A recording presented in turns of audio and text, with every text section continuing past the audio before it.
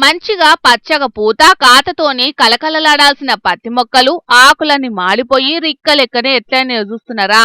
అట్లని ఇదేదో వర్షాలు బగ్గబడి దెబ్బతిన్న పంటనో లేకుంటే అడుగుమందు ఎయ్యకపోవుట్లా ఆగమైందో కాదు. కొంతమంది దిక్కుమాలినోళ్లు చేసిన పని చెయ్యంగా ఎట్లయింది.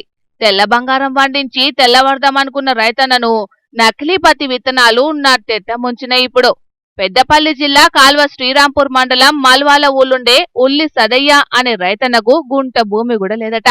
పొట్టకూటి కోసానికి 2 ఎకరాల భూమిని కౌలుకి తీసుకొని పత్తి పంట సాగు చేసిండట. ఇక ఇత్తనాలు నాటి 2 నెలలైతున్నా పూత కాత ఏం కుంట పంట మొత్తం ఎండిపోయిందట.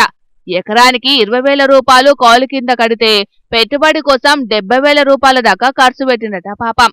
ఇక ఇప్పుడు ఆ పత్తి చేనుతోని ఏం ఫాయిదా లేకుంటయ్యేటాలకు తలకాయ పట్టుకున్నాడు ఆ రైతన్న. నేను నిరుపేద భూమి లేని కూలిని 2 ఎకరాలు కౌలు తీసుకొని కబడ్డీ అనే పత్తి విత్తనం నాటాను. ఈ ఎకరాని కష్టాలకి ఎకరానికి 20,000 కౌలు కట్టాను. ప్లస్ మళ్ళీ ఒక 70,000 పెట్టుబడి పెట్టాను.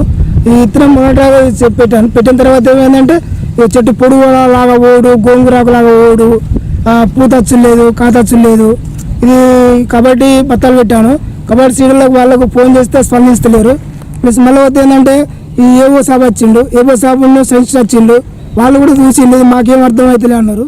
వ్యవసాయ అధికారులకు సుతం పత్తి చేను ఇట్లెందుకు అవుతున్నదో తెలుస్తలేదట. మరిగా వ్యవసాయ అధికారులకు వ్యవసాయ శాస్త్రవేత్తలకే తెలుకుంటే రైతులకేం తెలుస్తుంది చెప్పుండ్రి.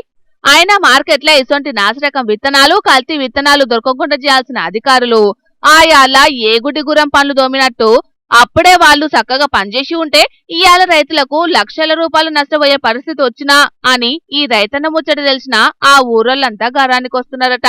వాటి పత్తి గింజలు తెచ్చుకొని పెట్టిన తర్వాత చూస్తే ఏంటంటే ఈ చెట్టు పెరగడం లేదు, ఆకు రాలిపోవడు, పూత లేదు, కాత లేదు, కింద వేరు వ్యవస్థ కూడా డెవలప్ అయ్యలేదు. దీనిలో మినిమం ఎంత లేని 1 ఎకరానికి 1,00,000 రూపాయలు చొప్పున ఈ రైతు నష్టపోయిండు. ఈ రైతుకు మల్యాల గ్రామ ప్రజల తరఫున ప్రభుత్వానికి విజ్ఞప్తి చేసేది ఏంటంటే ప్రభుత్వం తరఫున ఇతన్ని అగ్రికల్చర్ ఆఫీసర్లు కానీ స్థానికులు ఎవరైనా కానీ ఆదుకొని ఎకరానికి 1,00,000 రూపాయలు చొప్పున నష్టపరిహారం చెల్లించాలని చెప్పి మా గ్రామం తరఫున మేము డిమాండ్ చేస్తా ఉన్నాం. మొత్తానికైతే కబడ్డీ విత్తనం ఈ రైతన్న బతుకుతోని మాత్రం కబడ్డీ ఆడుకున్నది పోండ్రి. మరిగా సర్కారు పెద్దలు ఈ రైతన్న బాధను ఇన్నరు గదా. మీరు మీ అధికారుల నిర్లక్ష్యం చెయ్యంగానే ఈ రైతన్న నష్టపోయింది కాబట్టి ఆయనను ఆదుకోవాల్సిన బాధ్యత కూడా మీ మీదనే ఉంటది.